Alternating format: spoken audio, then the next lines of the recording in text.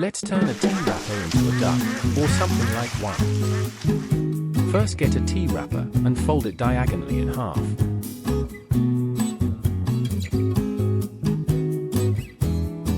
Unfold the paper.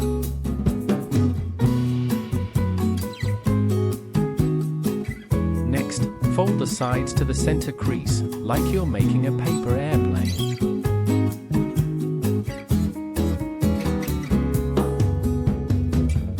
After that, fold the paper in half.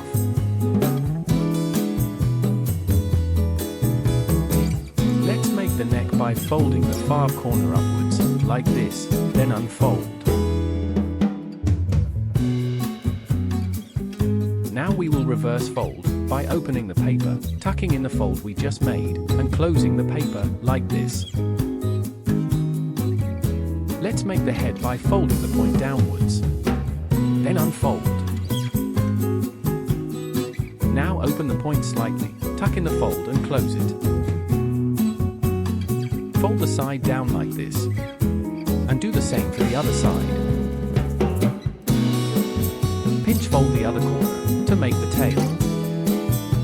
Done!